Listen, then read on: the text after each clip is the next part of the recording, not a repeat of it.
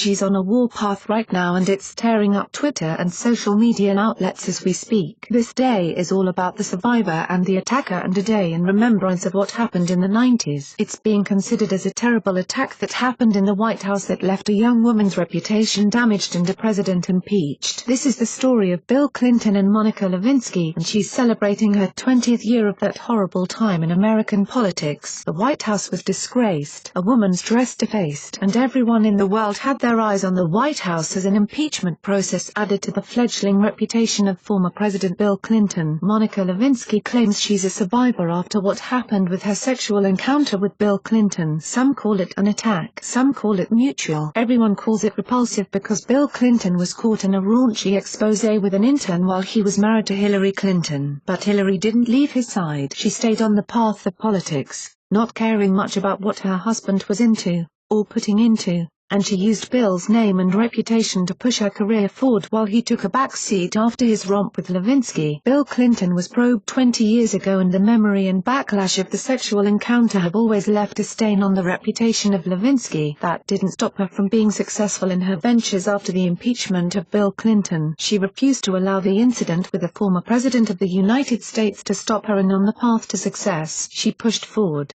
full steam ahead, and she brandished herself a survivor. She wasn't physically attacked with punches, kicks, or weapons, but her character was nearly assassinated. She went from being an intern to a name everyone knows. People know her, her dress, and something about cigars that we won't get into. And now, still, Lewinsky pushes on as she claims herself a survivor from what was possibly her most tumultuous year. Gateway Pundit reports, 20 years ago today, Special Counsel Kenneth Starr contacted Attorney General Janet Reno to get permission to expand his probe of Bill Clinton. Janet Reno agreed and submitted the request to a panel of 3 federal judges. The judges agreed to allow Starr to formally investigate the possibility of subornation of perjury and obstruction of justice in the Jones case. Tripp and Lewinsky meet again at the Ritz-Carlton. FBI agents and U.S. attorneys intercede and take Lewinsky to a hotel room, where they question her and offer her immunity. Lewinsky contacts her mother, Marcia Lewis,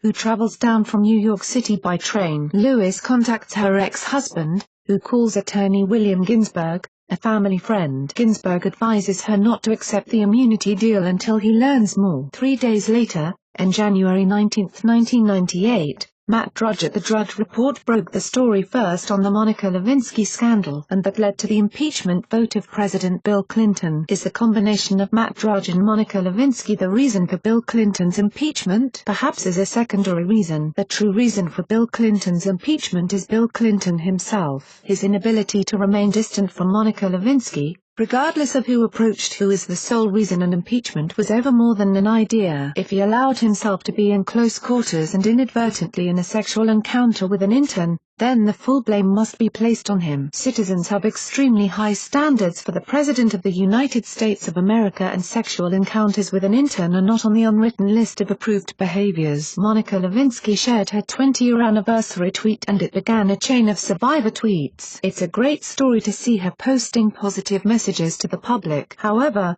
we must remember that it takes 2 to tango. Since she was an intern, then it must have been the world's biggest accomplishment to hook up with the president. But for Bill Clinton, he let down his wife, his country, and his intern when he allegedly engaged in sexual activity. Bill Clinton should have said no so that Monica Lewinsky didn't have to say #MeToo. But let's not forget, the encounter with Bill Clinton was only the beginning. Don't forget what Hillary did to try and ruin her life. Hillary may not have slept with Monica Lewinsky, but Mrs. Clinton is very capable of doing a lot of other things. Monica has gotten off easy. Enjoy her tweets. Hers are somewhat whiny, but there are some true survivors in the pack, and may God be with them all.